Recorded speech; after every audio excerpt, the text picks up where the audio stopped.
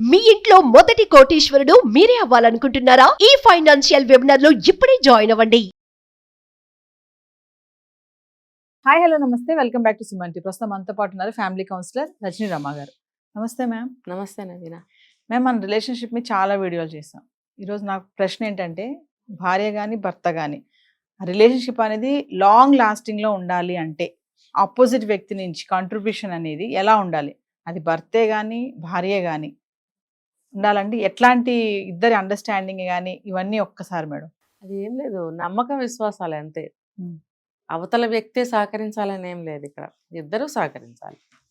సహకరించాలంటే understanding ఉండాలి. Understanding ఉండాలంటే cooperation ఉండాలి. కోఆపరేషన్ ఉండాలంటే కోఆర్డినేషన్ ఇవి అన్నీ కావాలి.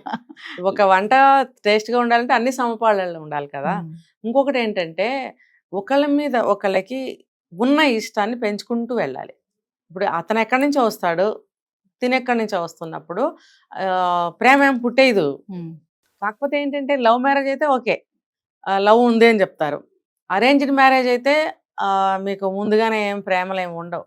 కానీ పెళ్ళి అనే ఒక మూడు ముళ్ళ బంధంతో ఆ బంధంలో ప్రేమ వచ్చేస్తుంది. అంటే మనకి పెట్టారు ఈ సిస్టమ్, మూడు ముళ్ళు వేయటం అనేది. దేశంలో చాలా చోట్ల ఈ మూడు ముళ్ళు వేసే పద్ధతి లేదు, మన సౌత్లో ఉంది. అంటే ఏంటంటే, ఒక్కొక్క స్టేట్లో ఒక్కొక్క విధంగా బంధానికి గౌరవం ఇస్తారు. గౌరవం ఇచ్చి ఆ బంధాన్ని ఈ పెళ్ళి అనే తంతులో పెడతారనమాట. మనకేంటంటే మూడు ముళ్ళ బంధం అని చెప్పి పెట్టారు. ఒక్కొక్క ముడికి ఒక్కొక్క అర్థం కూడా చెప్పారు.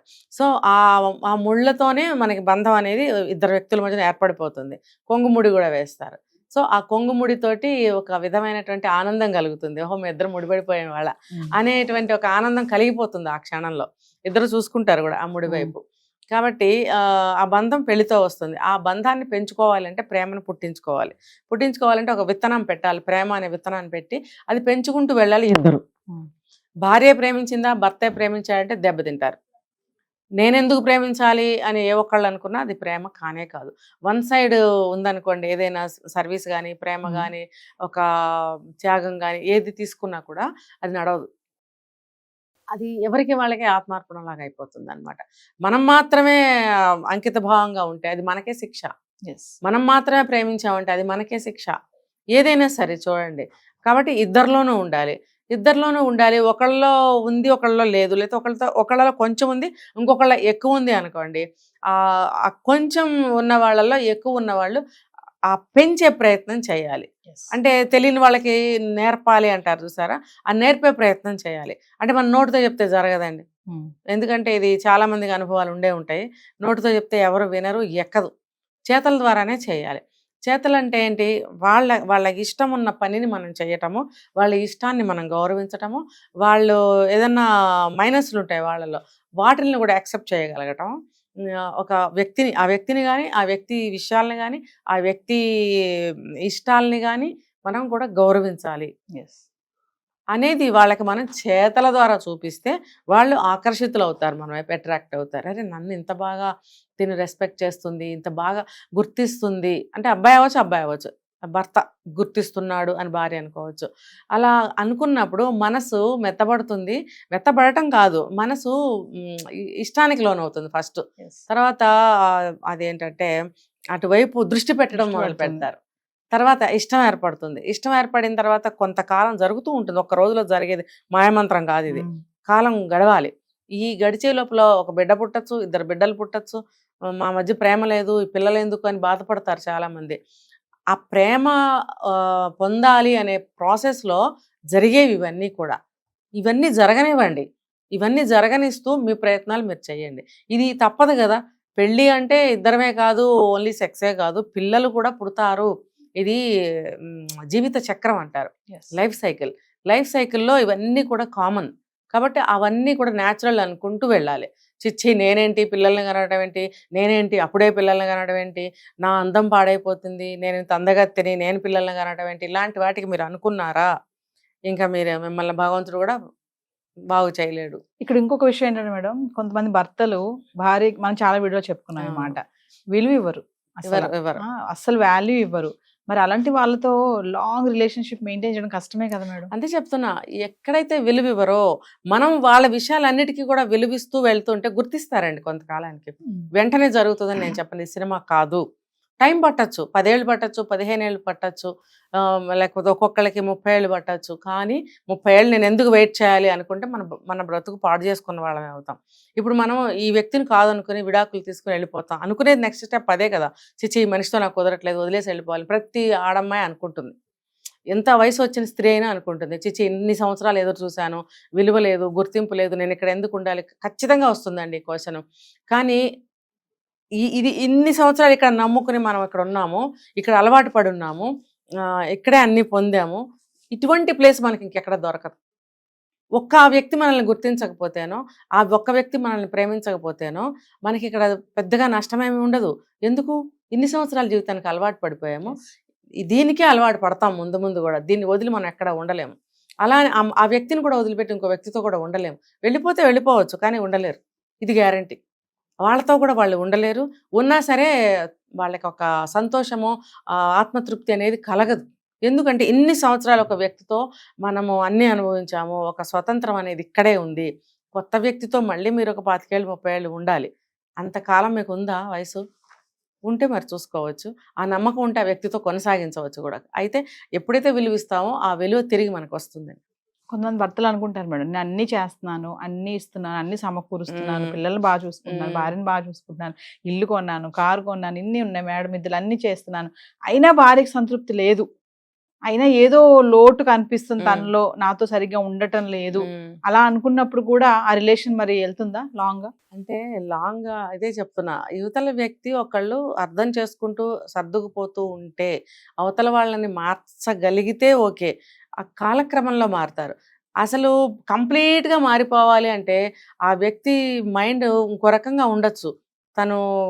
తనకు అలవాటైన కొన్ని రెగ్యులర్ పనులు చేసుకుంటూ వెళ్ళిపోతుంటాడు. అతను వెళ్ళిపోతూ ఉన్నప్పుడు ఇది అతనికి అంత ఇంపార్టెంట్గా అనిపించవచ్చు. మీరు అన్నట్టు అన్ని చూస్తున్నాను కదా, నాకు అక్కడ కూడా వేరే ఉంది కదా పనిపాట, ఏదో ఆఫీస్ అవ్వచ్చు, ఆఫ్టర్ రిటైర్మెంట్ కూడా ఏదైనా అవగేషన్స్ ఉండొచ్చు, ఫ్యామిలీ ఇష్యూస్ ఉండొచ్చు అతని వైపు నుంచి, కానీ ఎక్కడైనా ఏదైనా ఎలా అయినా ఉండొచ్చు. ఇంకొకటి ఏంటంటే కొంతమంది మైండ్ ఫ్రీజ్ అయి ఉంటుంది. అది చిన్నప్పటి నుంచి పెరిగిన వాతావరణం, వాళ్ళ పేరెంట్స్ అతనికి నేర్పిన కొన్ని విషయాలు ఉంటాయి, వాటి మీదే వాళ్ళకి గురి ఉంటుంది. అవి ఆ నమ్మకంలో నుంచి వాళ్ళు బయట పడలేరు. ఫ్యామిలీని బాగానే చూస్తారు, కానీ కొన్ని విషయాల్లో వాళ్ళు ఈవిడ ఆశించినంత విధంగా ఉండలేకపోవచ్చు. దానికి ఇంకా మనం ఏమీ చేయలేము. ఇంత లాంగ్ రన్ అని మీరు అన్నారు. లాంగ్ రన్ అంటే 25 ఏళ్ళు అవ్వచ్చు, 30 ఏళ్ళు అవ్వచ్చు. అంత వయసు వచ్చిన తర్వాత ఇంకా ఆవిడ కొంచెము దానికే అడ్జస్ట్ అయి ఉండటం అనేది ఒక పరిష్కారం అని నేను చెప్తా. అప్పుడు వెళ్ళిపోయి ఏం చేయలేరు, ఇప్పుడు ఇందాక చెప్పినట్టు. కాబట్టి అతను అన్నీ ఇస్తున్నాడు.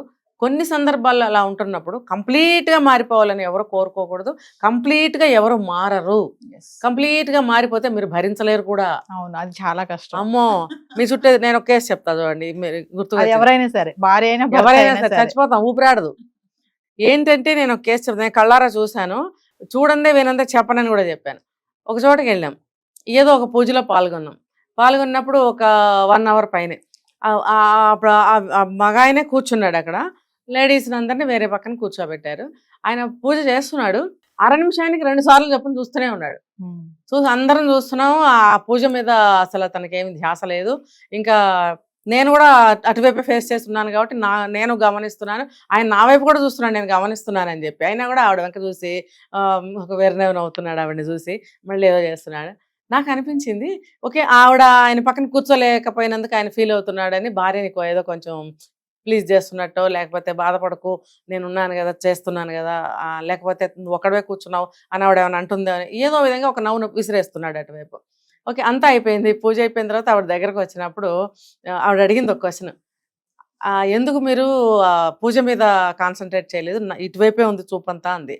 అన్నప్పుడు ఆయన ఏమన్నాడు తెలుసా, నువ్వు పక్కన లేవు కదా, మరి అందుకని చూస్తున్నాను, నువ్వు ఇక్కడ లేవని బాధపడుతున్నావేమోనని చూస్తున్నాను. అంటే నువ్వు ఇంటి దగ్గర కూడా ఆయన మేబీ అలాగే ఉండొచ్చు, ఆవిడ చుట్టూ తిరుగుతూ ఉండొచ్చు. అంటే ఇక్కడ ఆవిడ భరించలేకపోయిందా లేదా కదా, ఆవిడ ఫీల్ అయింది. నలుగురిలో అస్తమానం ఆయన ఆవిడనే చూడటం వల్ల ఆవిడ ఫీల్ అయిందా లేదా, పక్కన నేను అలాంటి వాళ్ళు ఇంకా ఉన్నారు. ఉన్నప్పుడు ఆవిడ తట్టుకోలేకపోయింది కదా ఆ చూపులు. మేము చూస్తున్నాం ఆవిడతో సమానంగా, ఆయన ఇటు చూస్తున్నప్పుడు మేమందరం అటు ఫేస్ చేసినప్పుడు, మేమందరం ఆయన్ని చూస్తున్నప్పుడు ఆవిడ ఎంత ఇబ్బంది ఫీల్ అయి ఉంటుంది. అతి ఎప్పుడైనా సరే నచ్చదు, రిసీవ్ చేసుకోలేం, మనం డైజెస్ట్ చేసుకోలేం దాన్ని. కాబట్టి కంప్లీట్గా మారాలని ఎవరు అనుకోకండి. కొంత మారితే చాలు, కొన్ని విషయాలు వదిలేయాలి, ఆయన ఇష్టానికి వదిలేయండి. తనకిష్టమైన చేసుకోనివ్వండి. కొంచెంసేపు ప్రశాంతంగా 1 గంట కూర్చోవాలనిపిస్తుంది. మనం వెళ్ళి డిస్టర్బ్ చేయకూడదు.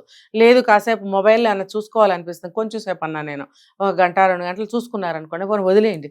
ఇప్పుడు బాగా పెద్ద వయసు వచ్చిన తర్వాత చాలా మందికి అతిగా మాట్లాడటం అనేది చెయ్యలేరు, ఇష్టం ఉండదు, నచ్చదు. అంతసేపు మాట్లాడలేరు కొంతమంది, ఇష్టం ఉండదు. ఉంటాయి, కారణాలుంటాయి. ఇప్పుడు అట్ ద సేమ్ టైమ్ లేడీస్‌కి కూడా ఉంటుంది. ఎక్కువగా ఎందుకు మాట్లాడాలి, కొంచెం రెస్ట్‌లెస్ అనిపిస్తుంది. తర్వాత కొంచెం తగ్గుతుంది ఎలా అయినా ఇంట్రెస్ట్ అనేది.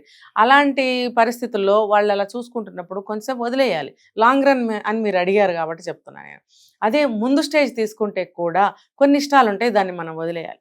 ప్రతిదీ పట్టీలాగి పీకద్దు. మీకు కొన్ని ఇష్టాలు ఉండవా? మిమ్మల్ని ఆయన అలా పీకితే మీకు ఎలా ఉంటుంది? ఒకళ్ళ ఇష్టాలు ఒకళ్ళు గౌరవించుకోవాలి. ఆ ఇష్టానికి ఒక విలువ ఇవ్వాలి. అంటే అది మరీ దరిద్రమైన ఇష్టం అనుకోండి, మీరు ఫైట్ చేయొచ్చు. తాగటమో, డ్రగ్సో, అమ్మాయిల వెనకాల తిరగటం అంటే అది మీరు మీ భార్యగా మీకు ఎంతవరకు హక్కు ఉందో మీరు ఫైట్ చేయొచ్చు. అది కూడా ఎక్స్ట్రీమ్కి వెళ్తే అది మనం ఏం చేయలేము. నవేడేస్ చాలా జరుగుతున్నాయి కాబట్టి అతిగా ఏది వెళ్ళకండి. సో ఏదైనా బ్యాలెన్సింగ్ ఉండాలి. వాళ్ళల్లో ఉన్న మైనస్లను కూడా మనం యాక్సెప్ట్ చేయగలగాలి. వాళ్ళ ఇష్టాలకి కొంచెం గౌరవించాలి, విలువ ఇవ్వాలి. ప్లస్లు మైనస్లు కూడా చూసుకుంటూ వెళ్ళాలి. లాంగ్ రిలేషన్షిప్ అనేది మెయింటైన్ చేయొచ్చు. ఇంకొకటి ఏంటంటే నేను మెయిన్ చెప్పదలుచుకున్నది, అతను అలా ఉన్నా కూడా మనకి ఏ లోటు చేయట్లేదు.